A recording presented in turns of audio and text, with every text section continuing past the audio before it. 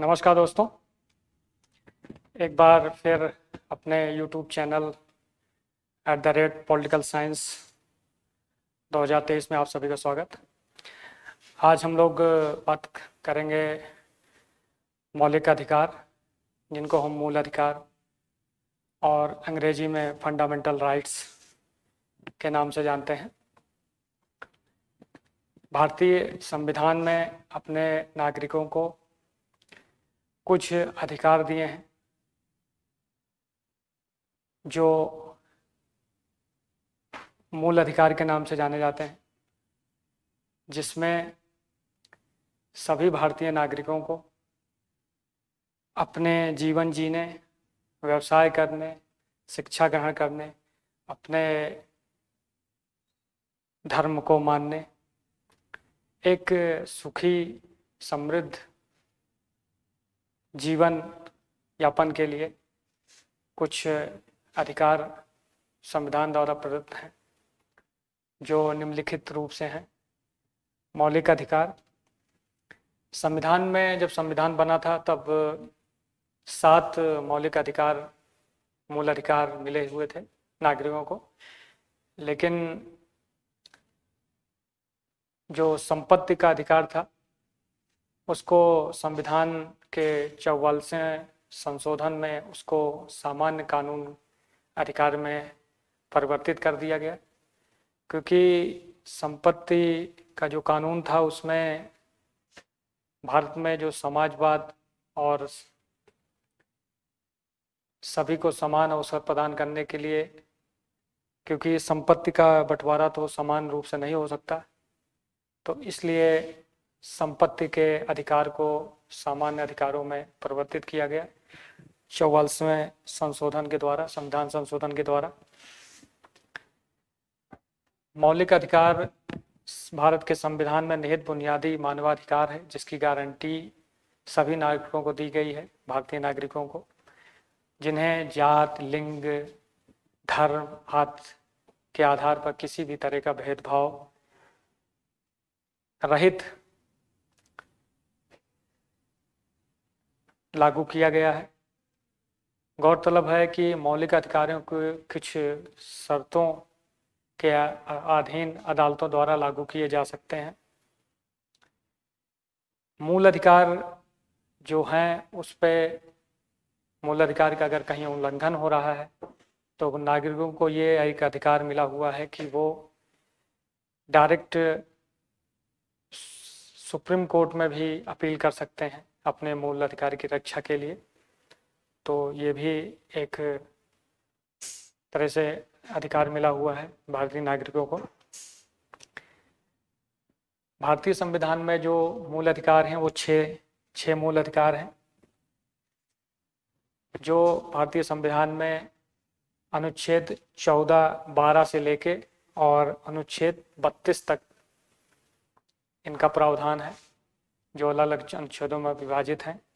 पहला है समानता का अधिकार, दूसरा है स्वतंत्रता का अधिकार, तीसरा है शोषण के विरुद्ध अधिकार, चौथा है धार्मिक स्वतंत्रता का अधिकार, पांचवा है सांस्कृतिक एवं शैक्षणिक अधिकार और सातवां है संवैधानिक उपचारों का अधिकार। मतलब तो ये 6 अधिकार मिले हुए हैं जो अलग अलग अनुच्छेदों में विभाजित हैं, जिनकी व्याख्या की गई है। मैंने पहले ही बताया कि संपत्ति अधिकारों को मौलिक अधिकार से हटा दिया गया है 44वें संशोधन के द्वारा। ऐसा इसलिए क्योंकि यह अधिकार समाजवाद के लक्ष्य को प्राप्त करने में और लोगों के बीच धन संपत्ति के न्याय संगत रूप से वितरित करने की दिशा में बाधा सिद्ध हो रहा था, इसलिए यदि को मूल अधिकार की श्रेणी से हटा के एक सामान्य अधिकार में परिवर्तित किया गया है। पहला जो समानता का अधिकार है, ये अनुच्छेद 14 से 18 के बीच में संविधान में वर्णित है। समानता का अधिकार भारतीय संविधान के महत्वपूर्ण मौलिक अधिकारों में से एक है, जो धर्म, लिंग, जात, नस्ल, जन्म स्थान, भाषा की परवाह किए बिना सभी नागरिकों को समान अधिकारों का गारंटी देता है। यह सरकार के समस्त रोजगार के अवसरों सुनिश्चित करता है, जिसमें किसी भी तरह के भेदभाव रहित रोजगार के मामलों को राज्य द्वारा भेदभाव के खिलाफ एक तरह से बीमा का काम करता है। इस अधिकार में उपाधियों के साथ साथ अस्वच्छता का उल्लंघन भी शामिल है। छुआछूत के उन्मूलन का भी इसमें प्रावधान है कि किसी भी तरह का किसी भी नागरिक के साथ छुआछूत रहित भेदभाव, किसी भी तरह का भेदभाव जात, पंथ, लिंग, धर्म के आधार पर किसी भी तरह का भेदभाव नहीं किया जा सकता। दूसरा है स्वतंत्रता का अधिकार, जो अनुच्छेद 1922 के बीच में संविधान में वर्णित है। स्वतंत्रता किसी भी लोकतांत्रिक समाज द्वारा पोषित सबसे महत्वपूर्ण आदर्शों में से एक है। भारतीय संविधान नागरिकों को स्वतंत्रता की गारंटी देता है। स्वतंत्रता के अधिकार में कई अधिकार और शामिल हैं, जिसमें अभिव्यक्ति की स्वतंत्रता, नागरिक अपने विचारों को प्रकट कर सकता है, वो अपने विचारों को बोल सकता है, उसमें किसी तरह की रोक नहीं लगाई जा सकती। दूसरा है बिना हथियार के एकत्रित होने की स्वतंत्रता। भारतीय नागरिक किसी भी हथियार को न लेके एक शांतिपूर्ण ढंग से एकत्रित हो सकते हैं, सभा कर सकते हैं, सम्मेलन कर सकते हैं, आंदोलन कर सकते हैं, अपनी मांगों को मनवाने के लिए आंदोलन भी कर सकते हैं। तो इसमें किसी भी तरह की रोक नहीं लगाई जा सकती। तीसरा है संघ की स्वतंत्रता। चौथा है किसी भी पेशे को अपनाने की स्वतंत्रता। आप कोई भी रोजगार कर सकते हैं जो संविधान सम्मत हो, जो ना समाज के भलाई के लिए हो, समाज का मतलब किसी तरह का हानि ना हो, तो आप कोई भी रोजगार, कोई भी नौकरी, कोई व्यवसाय कर सकते हैं।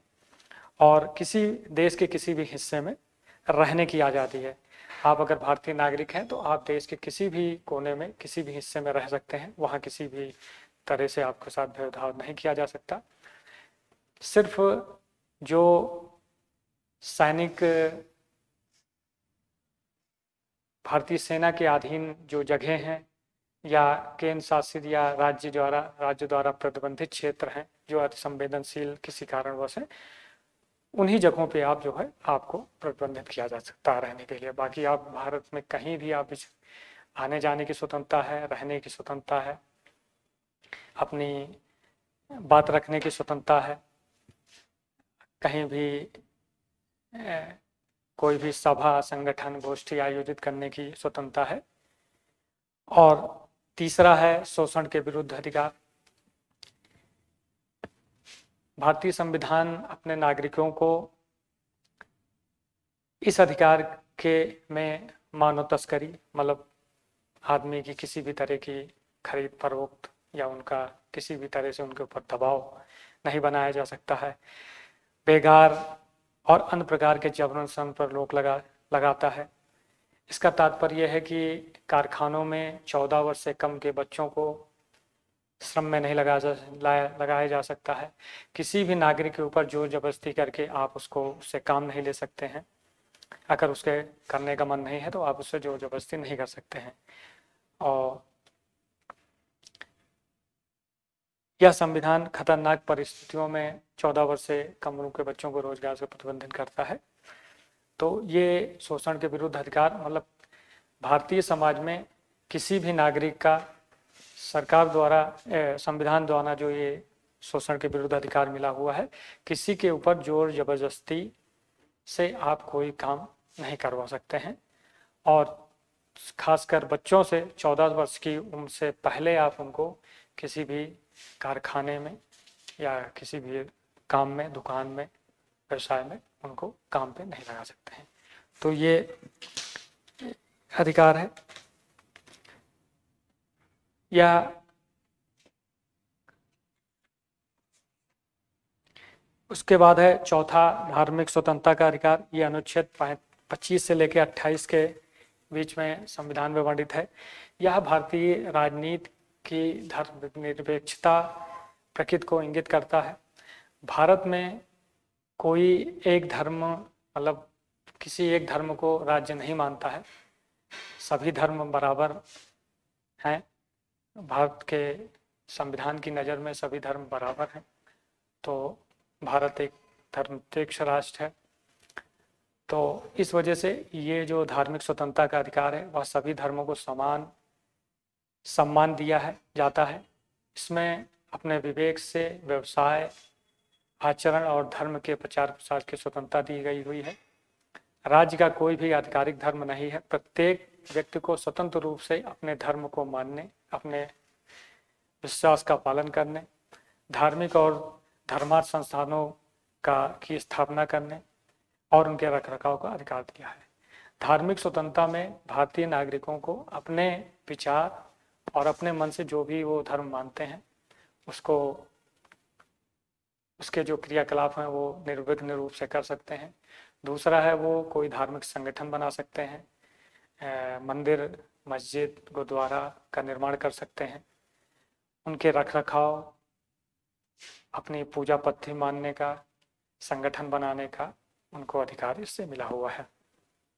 5वां है सांस्कृतिक और शैक्षणिक अधिकार। भारतीय संविधान में यह अधिकार धार्मिक, सांस्कृतिक और भाषाई अल्पसंख्यकों, खासकर अल्पसंख्यकों को उनकी विरासत और संस्कृति की संरक्षित करने की सुविधा प्रदान करता है। उनके अधिकारों की रक्षा करता है अल्पसंख्यकों के। और शैक्षिक अधिकार बिना किसी भेदभाव के सभी के लिए शिक्षा सुनिश्चित करना है। जैसे भारत सरकार एक वो लाई थी सर्व शिक्षा अभियान, जो इसी अधिकार के तहत आता है कि सभी को समान शिक्षा, मतलब सभी को शिक्षा उपलब्ध हो और सुलभ और फ्री शिक्षा, फ्री एजुकेशन। तो ये इस अधिकार में आता है। इसमें सभी अल्पसंख्यकों को यह अधिकार है कि वो अपने जो धर्म मानते हैं उनकी शिक्षा को अपने लोगों को प्रसारित करें, उसको शिक्षित करें अपने धर्म के शिक्षा के माध्यम से, और अपने संस्कृति को मानने, अपनी विरासत को बचाए रखने का ये अधिकार देता है। और सभी नागरिकों को, भारतीय नागरिकों को शिक्षा का अधिकार इसके द्वारा प्रदत्त होता है। 6वां है जो इन सभी 5 अधिकारों का एक तरह से संरक्षक है, संवैधानिक उपचारों का अधिकार। यदि नागरिकों के किसी भी मौलिक अधिकारों का उल्लंघन होता है तो संविधान उपचार की गारंटी देता है, मतलब एक तरह के एक संरक्षण प्रदान करता है। सरकार किसी के अधिकारों का हनन या उन पर अंकुश नहीं लगा सकता। जब इन अधिकारों का उल्लंघन होता है तो पीड़ित पक्ष अदालत का दरवाजा खटखटा सकते हैं। नागरिक सीधे सर्वोच्च न्यायालय, जो मैंने पहले बताया कि मौलिक अधिकारों की रक्षा के लिए कोई भी नागरिक जिसको ये लगता है कि उसके मौलिक अधिकारों का हनन हो रहा है, वो डायरेक्ट सुप्रीम कोर्ट, मतलब उच्चतम न्यायालय में अपील कर सकता है और वो मौलिक अधिकारों को लागू करने के लिए रिट जारी कर सकता है। तो ये 6 मौलिक अधिकार हैं, मूल अधिकार हैं, जिनको फंडामेंटल राइट्स भी बोलते हैं। मौलिक अधिकारों की विशेषता क्या है? मौलिक अधिकारों को उनको लागू होने के तरीके से सामान्य कानूनी अधिकारों से भिन्न होते हैं। यदि किसी कानूनी अधिकार का उल्लंघन होता है तो पीड़ित व्यक्ति निचली अदालत को दरकिनार करके सीधे उच्चतम न्यायालय में अपील कर सकता है। उसे पहले निचली अदालतों में अपील करने का भी अधिकार है। दूसरा है, कुछ मौलिक अधिकारों सभी नागरिकों के लिए उपलब्ध हैं, जबकि बाकी सभी व्यक्तियों के लिए, मतलब जो विदेशी हैं उनको भी अन्य जो कानून होते हैं उनके ऊपर लागू होते हैं। जो मूल अधिकार हैं वो अपने भारत में निवास करने वाले, जो उनके मूल निवासी हैं, जिनको नागरिकता मिली हुई है, उनके लिए है। मौलिक अधिकार पूर्ण अधिकार नहीं है या उन पर उचित प्रतिबंध है, जिनका अर्थ है कि वे राज्य सुरक्षा, सार्वजनिक नैतिकता और शीलता और विदेशी देशों के मैत्रीपूर्ण संबंधों की शर्तों पर लागू होती हैं। मतलब ये अधिकार ऐसे हैं, अगर सरकार चाहे तो कुछ वक्त के लिए उन अधिकारों के ऊपर थोड़ा बहुत प्रतिबंध लगा सकती है, या किसी विदेशी से कोई संधि हुई है तो वहाँ आपके अधिकारों को थोड़ा सा कम किया जा सकता है, लेकिन उसको खत्म नहीं किया जा सकता। ये न्याय संगत हैं, जिनका अर्थ है कि ये अदालतों द्वारा परिवर्तनीय है। मौलिक अधिकारों के उल्लंघन के मामले में लोग सीधे सुप्रीम कोर्ट जा सकते हैं। मौलिक अधिकारों को संसद द्वारा संवैधानिक संशोधन द्वारा संशोधित किया जा सकता है, लेकिन केवल तभी जब संशोधन संविधान की मूल संरचना को नहीं बदलता है। संविधान संशोधन तभी हो सकता है, मूल अधिकारों का संविधान संशोधन तभी हो सरकार कर सकती है, लेकिन उसको ये ध्यान रखना होगा कि संविधान की जो मूल संरचना है उसमें किसी तरह का हस्तक्षेप ना हो। राष्ट्रीय आपातकाल के दौरान भारतीय संविधान ने मौलिक अधिकारों को निलंबित किया जा सकता है, लेकिन अनुच्छेद 20 और 21 के तहत गारंटीकृत अधिकारों को निलंबित नहीं किया जा सकता है। अगर देश में कभी आपातकाल या गृह युद्ध या विदेशी आक्रमण, किसी भी तरह की आपदा या होती है, आपातकाल लगता है, तो सरकार उसको मौलिक अधिकारों को निलंबित कर सकती है कुछ टाइम के लिए, लेकिन अनुच्छेद 20 और 21 को वो निलंबित नहीं किया जा सकता।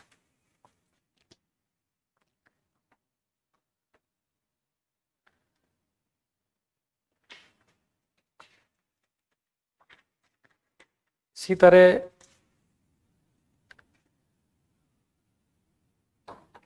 मैं पहले बताया कि मौलिक अधिकारों को के प्रयोग को उन क्षेत्रों में प्रतिबंधित किया जा सकता है जो जिसमें मार्शल लॉ लगा हुआ है, या सैनिक क्षेत्र हैं जो सैन्य शासन मतलब सेना के अधीन है, वहाँ पे मौलिक अधिकारों को प्रतिबंधित किया जा सकता है। भारतीय संविधान में मौलिक अधिकारों की सूची निम्नलिखित है, जो केवल नागरिकों के लिए उपलब्ध है, विदेशियों के नहीं। नस्ल, धर्म, जात, जन्म स्थान के आधार पर भेदभाव नहीं हो सकता।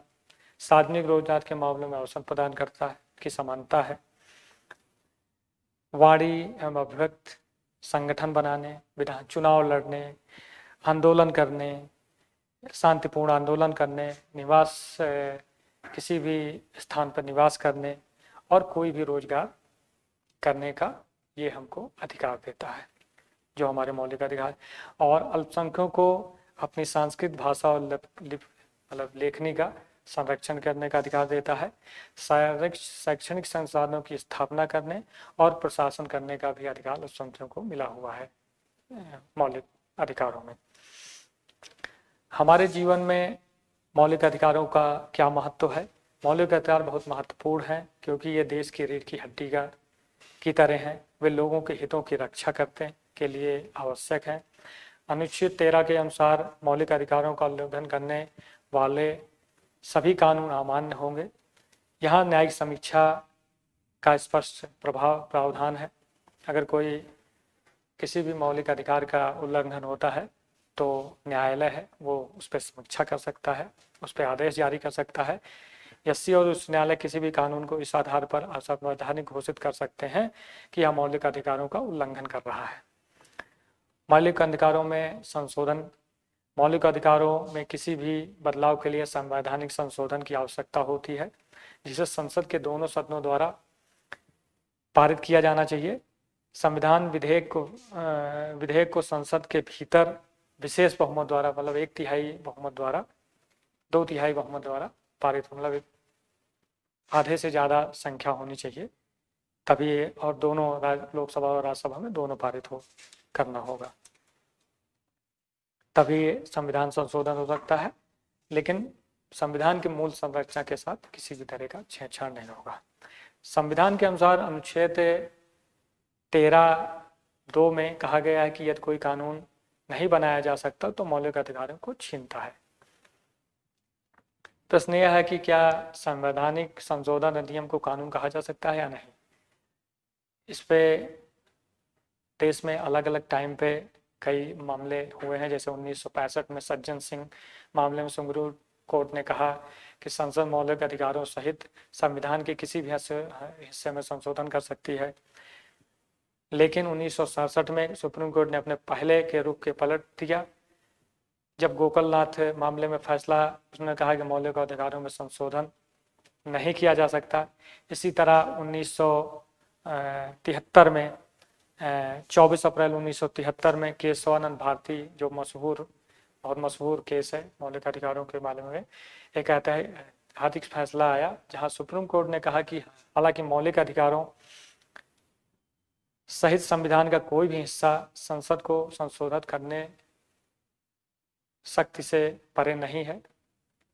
संविधान की मूल संरचना को किसी भी तरह से निरस्त नहीं किया जा सकता। यह भारतीय कानून का वह आधार है जिससे न्यायपालिका संसद द्वारा पारित किसी भी संशोधन को रद्द कर सकती है या उस पर समीक्षा कर सकती है जो संविधान की मूल संरचना के विपरीत है। 1981 में सुप्रीम कोर्ट ने मूल संरचना सिद्धांत को फिर से दोहराया और 24 अप्रैल 1973 को केशवानंद भारती फैसले की तारीख के रूप में एक सीमा निरंकित कर दी और कहा कि उस तारीख के पहले हुए संविधान के किसी भी संशोधन की वैधता को फिर से खोलने और उसे पूर्वव्यापी रूप से लागू नहीं किया जा सकता है। पृथक्करण का सिद्धांत, इसे पृथक्करण के सिद्धांत के रूप में जाना जाता है। यह सिद्धांत मौलिक अधिकारों की रक्षा करता है। इसका उल्लेख अनुच्छेद 13 में किया गया है जिसके अनुसार संविधान के प्रारंभ होने से पहले भारत में जो कानून लागू हुए थे मौलिक अधिकारों के प्रावधानों के साथ असंगता की सीमा तक शून्य होंगे।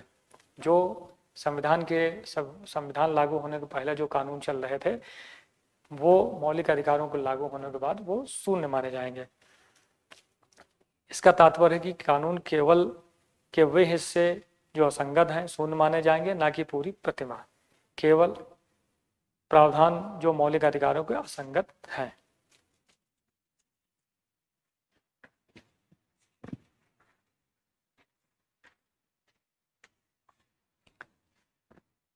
इस सिद्धांत में कहा गया है, पृथक्करण सिद्धांत में कहा गया है कि मौलिक अधिकारों का उल्लंघन करने वाला कोई भी कानून शुरू से ही शून्य या शून्य नहीं है, बल्कि केवल गैर परिवर्तनीय जिनको बदला नहीं जा सकता है।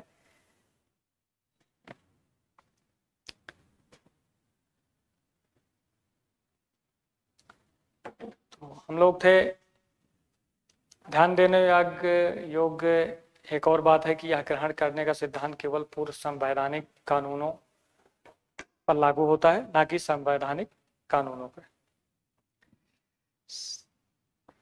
इसका मतलब है कि कोई भी संवैधानिक कानून जो मौलिक अधिकारों का उल्लंघन करता है वह शुरू से ही अमान्य माना जाएगा।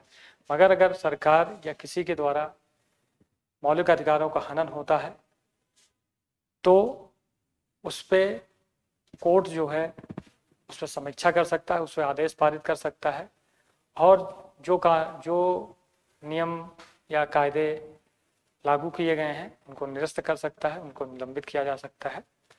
इस तरह मौलिक अधिकारों की रक्षा होती है। कभी कभी हम लोग मौलिक अधिकार और मूल कर्तव्य, कहीं कहीं बोला जाता है मूल कर्तव्य, हमारे मूल कर्तव्य क्या है या हमारे मौलिक अधिकार क्या है, तो ये दोनों चीज अलग अलग हैं।